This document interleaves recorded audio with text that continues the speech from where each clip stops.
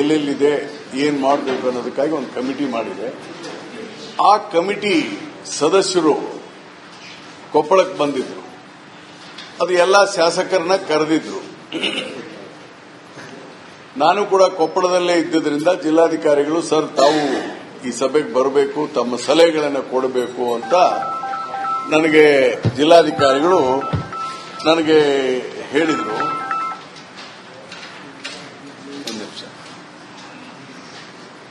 ತಮ್ಮ ಸಲಹೆಗಳನ್ನು ಕೊಡಿ ಸರ್, ಏನೇನು ಅಭಿವೃದ್ಧಿ ಕೆಲಸಗಳಾಗಬೇಕು, ಯಾವ ತರ ಮಾಡಬೇಕು, ಯಾವ ರೀತಿಯ ವ್ಯವಸ್ಥೆಯಲ್ಲಿ ಮುಂದೆ ಹೋಗಬೇಕು ಅನ್ನೋದ್ರ ಬಗ್ಗೆ ಅದಕ್ಕಾಗಿ ಕರೆದಿದ್ದೇವೆ ಅಂತ ಹೇಳಿದ್ರು.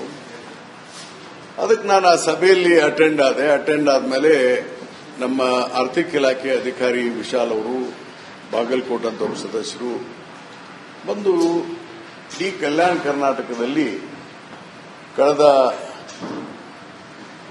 20 ವರ್ಷಗಳಿಂದ ಯಾವ್ಯಾವ ತರ ಅಭಿವೃದ್ಧಿ ಕೆಲಸಗಳು ನಡೆದಿದೆ, ಏನಾಗಿದೆ, ಏನಾಗಬೇಕು ಅನ್ನೋದ್ರ ಬಗ್ಗೆ ಚರ್ಚೆ ಆಗ್ತಾ ಇತ್ತು. ಅದಕ್ಕೆ ಆ ಸಂದರ್ಭದಲ್ಲಿ ರಾಜ್ಯದಲ್ಲಿರುವಂತಹ ಅತ್ಯಂತ ಹಿಂದುಳಿದ ತಾಲೂಕಾ, ಹಿಂದುಳಿದ ಜಿಲ್ಲೆಗಳ ಬಗ್ಗೆನೂ ಕೂಡ ಚರ್ಚೆ ಆಯಿತು with a lot of figures and facts.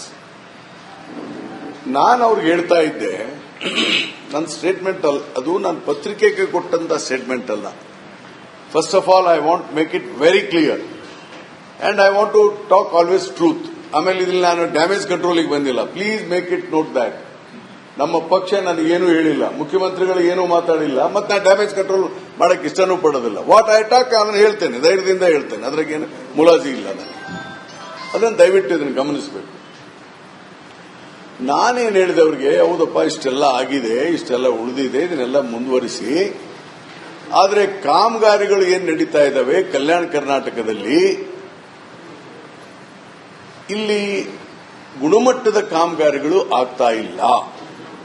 ಹಳೆ ಮೈಸೂರನ್ನ ಕಂಪೇರ್ ಮಾಡಿದ್ರೆ ಸ್ವಲ್ಪ ಪ್ರಜಾವಾಣಿಯಲ್ಲಿ ಸ್ವಲ್ಪ ಕರೆಕ್ಟ್ ಆಗಿ ಬರೆದಿದ್ದಾರೆ. ಆ ಪ್ರಜಾವಾಣಿ ರಿಪೋರ್ಟ್ ಇರಲಿಲ್ಲ, ಅಲ್ಲಿ ಡೆಕ್ಕನ್ ಹ್ಯಾಲ್ಟ್ ರಿಪೋರ್ಟ್ ಯಾರು ರಿಪೋರ್ಟ್ ಇರಲಿಲ್ಲ. I don't know, there was no reporter, it's not a statement.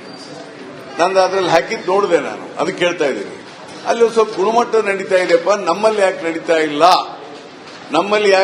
ಇಲ್ಲ? ಒಂದು 10 ವರ್ಷದಾಗೆ ಈಗ ಶಾಲೆ ಕಟ್ಟಡಗಳು ಬಿದ್ದು ಹೋಗ್ತವೆ, ರಸ್ತೆ ಮಾಡಿರ್ತಾರೆ, ಒಂದು 2 ವರ್ಷದಲ್ಲಿ ಕೆಟ್ಟು ಹೋಗ್ಬಿಡ್ತವೆ. ಇದಕ್ಕೆ ಯಾರ್ಯಾರುಗಳು ಎಲ್ಲ ತಪ್ಪಿಸ್ತಿದ್ದಾರೆ, ಅದು ಗುಣಮಟ್ಟ ಕಾಪಾಡಿಕೊಳ್ಳಕ್ಕೆ ಮಾಡಬೇಕು. ಇದೊಂದು ಭ್ರಷ್ಟವಾದಂತಹ ರಾಜ್ಯದ ವ್ಯವಸ್ಥೆ ಆಗಿಬಿಟ್ಟದೆ, ನಮ್ಗೆ ಆ ದೊಡ್ಡ ಹಣೆಪಟ್ಟೆ ಬಂದ್ಬಿಟ್ಟದೆ, ಇದು ಸರಿಯಲ್ಲ ಅಂತ ಹೇಳೋದ್ರ ಜೊತೆಗೆ ನಾನು ಏನ್ ಹೇಳಿದೆ, ಮೊದಲು ನಾವು ಸರಿ ಇರಬೇಕು, ಯಾರೋ ಎಲೆಕ್ಟೆಡ್ ರೆಪ್ರೆಸೆಂಟೇಟಿವ್ಸು ನೀವು ಸರಿ ಆಗಬೇಕು, ಅಂದ್ರೆ ನಾವು ಸರ್ಕಾರವನ್ನು ಒಳ್ಳೆ ರೀತಿ ವ್ಯವಸ್ಥೆ ಮಾಡಲಿಕ್ಕೆ ಸಾಧ್ಯ ಆಗ್ತದೆ. ಅದಕ್ಕೆ you please report this in your statement ಅಂತ ಹೇಳಿದೆ ನಾನು. ಇದನ್ನೇನು ಮುಖ್ಯಮಂತ್ರಿಗಳಿಗೆ ರಿಪೋರ್ಟ್ ಕೊಡ್ತಿರಲ್ಲ, please make this my statement in the report. ಈ ತರದ ಭ್ರಷ್ಟಾಚಾರಗಳು ಆಗಬಾರ್ದು, ತಡಿಲಿಕ್ಕೆ ಏನೆಲ್ಲ ಕ್ರಮ ಕೈಗೊಳ್ಳಬೇಕು ಅನ್ನೋದನ್ನ ಮಾಡಿ. ಇದು ಸರಿಯಲ್ಲ ಈ ವ್ಯವಸ್ಥೆ ಮುಂದುವರೆದು ಅಂತ ಹೇಳಿದ್ದೇನೆ. ಇದರಲ್ಲಿ ತಪ್ಪೇನಿದೆ ನಾನು ಹೇಳಿದ್ರಲ್ಲಿ? I never accused BJP government, I never accused JDS government, I never accused Congress government. ಅದು ಇಟ್ ಇಸ್ ಆಫೀಸರ್ಸ್ ಮೀಟಿಂಗ್. ಅದನ್ನ ಅರ್ಧಮರ್ಧ ತಿಳ್ಕೊಂಡ್ಬಿಟ್ಟು ಪತ್ರಿಕೆಯಲ್ಲಿ ಕರ್ನಾಟಕ ನಂಬರ್ 1 ಆಗಿದೆ ಅಂತ ರಾಯರೆಡ್ಡಿ ಅವರು ಹೇಳಿದ್ರು. ಎಸ್, ನಾನು ಹೇಳಿದ್ದೆ, ಕರ್ನಾಟಕದಲ್ಲಿ ಬಹಳಷ್ಟು ಈ ಅಭಿವೃದ್ಧಿ ಕೆಲಸದಲ್ಲಿ ಕರಪ್ಷನ್ ಇದೆಲ್ಲ ಆಗಿ ಹಾಳಾಗ್ತದೆ ಅಂತ ಡೆಫಿನೆಟ್ ಆಗಿ ಜನರಲ್ ಅಡ್ಮಿನಿಸ್ಟ್ರೇಷನ್ ಆಗ್ತಾ ಇದೆ ಅಂತ ಹೇಳ್ತೇನೆ. And as A legislature I spoke this in the floor of the house. ನಾನು ಇನ್ನು ಮುಂದೆ ನೋಡಿಲ್ಲ, ಫ್ಲೋರ್ ಆಫ್ ದ ಹೌಸ್ ಅಲ್ಲಿಯೂ ನಾನು ಮಾತಾಡಿದ್ದೇನೆ. ಅದನ್ನು ಸರಿ ಮಾಡಬೇಕು ಅಂತಾನೆ ಹೇಳಿದೆ. ನಾನು ಇನ್ಫ್ಯಾಕ್ಟ್ ಸತ್ಯ ಹೇಳ್ತೇನೆ, ಇದನ್ನ I am telling the truth. It is up to the media to how you carry on. I am telling the truth always.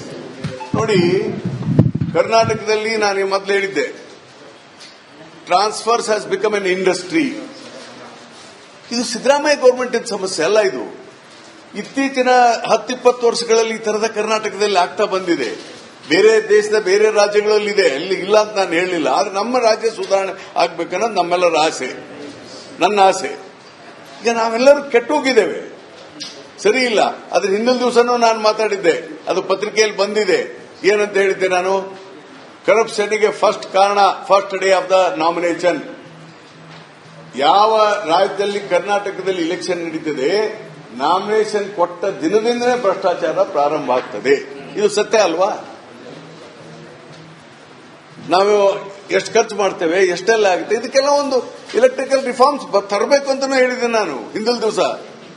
ಇನ್ನು ಪಬ್ಲಿಕ್ ಮೀಟಿಂಗ್ ಅಲ್ಲಿ ಹೇಳಿದ್ದೇನೆ, ಈಗಲೂ ಹೇಳ್ತೇನೆ. ಮತ್ತಿಷ್ಟೆಲ್ಲ ಹೆವಿ ಕರಪ್ಷನ್ ಆಗಿ ಇಷ್ಟೆಲ್ಲ ಪಾರ್ಟಿಗಳು ಬಡದಾಡಿ ಏನು ಹೋದ್ ಸರಿ ಏನಾಯ್ತು, ಬಿಜೆಪಿ ಗವರ್ಮೆಂಟ್ ಎಲ್ಲ ಏನೆಲ್ಲ ಮಾಡ್ತು ಅನ್ನೋದ್ರ ಬಗ್ಗೆ ಗೊತ್ತಿಲ್ವಾ? ಜೆಡಿಎಸ್ ಗವರ್ಮೆಂಟ್ ಅಲ್ಲಿ ಏನಾಯ್ತು ಅಂತ ಗೊತ್ತಿಲ್ವಾ? ಚಾರ್ಜಸ್ ಇಲ್ವಾ ಚೀಫ್ ಮಿನಿಸ್ಟರ್ ಆದರ ಮೇಲೆ, ಇವ್ರ ಮೇಲೆ?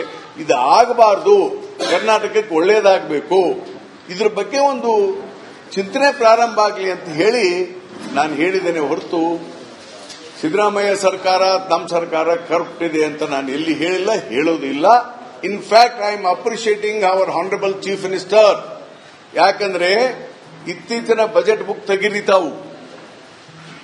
ಬಜೆಟ್ ಪುಸ್ತಕದಲ್ಲಿ ನಮ್ಮ ಮುಖ್ಯಮಂತ್ರಿಗಳು ಸ್ಪಷ್ಟವಾಗಿ ಹೇಳಿದ್ರು, ಇನ್ಮೇಲೆ ಟ್ರಾನ್ಸ್ಫರ್ನಲ್ಲಿ ಕರಪ್ಷನ್ ನಿಲ್ಲಬೇಕು. ಅದಕ್ಕಾಗಿಯೇ ಎಕ್ಸೈಸ್ ಡಿಪಾರ್ಟ್ಮೆಂಟ್ ಮತ್ತು sub register, mains and geology, commercial tax, ಇಂಥ ಎಲ್ಲ ಅಧಿಕಾರಿಗಳು ಇನ್ಮೇಲೆ ರೆಕಮೆಂಡೇಶನ್ ಮೇಲೆ ಟ್ರಾನ್ಸ್ಫರ್ ಆಗುವ ಹಾಗಿಲ್ಲ. Only on the counselling. Even I must appreciate Priyanka Kharge. ಏನಂತ ಹೇಳಿದ್ರು ಅವರು, ಈ ಪಿಡಿಒಗಳನ್ನೆಲ್ಲನೂ ನಾವು ಕೌನ್ಸಿಲಿಂಗ್ ಮಾಡ್ತೀವಿ ಅಂತ ಹೇಳಿದ್ರು. ಕೆಲವು ಶಾಸಕರು ವಿರೋಧ ಮಾಡಿದ್ದಾರೆ, ಅವರವರ ಅಭಿಪ್ರಾಯ. ನಾನು ಇಲ್ಲ ಅಂತ ಹೇಳಲ್ಲ, ಅದಕ್ಕೆ ನಾನು ಸಪೋರ್ಟ್ ಮಾಡ್ತೀನಿ. ಅದನ್ನ ಎಲ್ಲ ಟ್ರಾನ್ಸ್ಫರ್ಸ್ ನೀವು ಬೇಕಾದ್ರೆ ಕೌನ್ಸಿಲಿಂಗೇ ಮಾಡಿ. ಮುಂದೆ ಯಾರೇ ಸರ್ಕಾರ ಬರಲಿ ಹೋಗ್ಲಿ, ಈ ವ್ಯವಸ್ಥೆ ನಿಲ್ತದೆ. ಇಲ್ಲದ್ರೆ ಈ ಭ್ರಷ್ಟ ವ್ಯವಸ್ಥೆ ಕೆಟ್ಟ ಹೆಸರು ನಮ್ಮ ರಾಜ್ಯಕ್ಕೆ ಏನ್ ಬಂದಿದೆ ಅದು ಹೋಗ್ತದೆ ಅನ್ನೋ ದೃಷ್ಟಿಯಿಂದ ನಮ್ಮ ಮುಖ್ಯಮಂತ್ರಿಗಳು ದೊಡ್ಡ ನಿರ್ಣಯವನ್ನು ತೆಗೆದುಕೊಂಡಿದ್ದಾರೆ. ನೀವು ಅಪ್ರಿಷಿಯೇಟ್ ಮಾಡಬೇಕಲ್ಲ ಅವ್ರನ್ನ. ಈ ನೋಡಿ, ಎಕ್ಸೈಸ್ ಡಿಪಾರ್ಟ್ಮೆಂಟ್, ಬೆಂಗಳೂರಲ್ಲಿ ಸಬ್ ರಿಜಿಸ್ಟ್ರು, ಇದೇನಿದು ಓಪನ್ ಟ್ರೂತ್ ಇಲ್ವಾ ಇದು? ಮತ್ತೆ ಕೌನ್ಸಿಲಿಂಗ್ ತರ್ತಾರೆ ಅಂತಂದ್ರೆ ನಮ್ಮ ಮುಖ್ಯಮಂತ್ರಿಗಳು ಮತ್ತು ನಮ್ಮ ಸರ್ಕಾರ, ನಮ್ಮ ಪಾರ್ಟಿ ಒಳ್ಳೆ ಡಿಸಿಷನ್ ತಗೊಂಡಿದೆಯಲ್ಲ. ಘೋಷಣೆ ಅಂದ್ರೆ ಇನ್ಮೇಲೆ ತಾನೇ ಆಗೋದು. ಯಾವಾಗ ಬಜೆಟ್ ಎಲ್ಲೆಲ್ಲಿದೆ, ಏನ್ ಮಾಡಬೇಕು ಅನ್ನೋದಕ್ಕಾಗಿ ಒಂದು ಕಮಿಟಿ ಮಾಡಿದೆ. ಆ ಕಮಿಟಿ ಸದಸ್ಯರು ಕೊಪ್ಪಳಕ್ಕೆ ಬಂದಿದ್ರು. ಅದು ಎಲ್ಲ ಶಾಸಕರನ್ನ ಕರೆದಿದ್ರು. ನಾನು ಕೂಡ ಕೊಪ್ಪಳದಲ್ಲೇ ಇದ್ದುದರಿಂದ ಜಿಲ್ಲಾಧಿಕಾರಿಗಳು, ಸರ್ ತಾವು ಈ ಸಭೆಗೆ ಬರಬೇಕು, ತಮ್ಮ ಸಲಹೆಗಳನ್ನು ಕೊಡಬೇಕು ಅಂತ ನನಗೆ ಜಿಲ್ಲಾಧಿಕಾರಿಗಳು ನನಗೆ ಹೇಳಿದರು.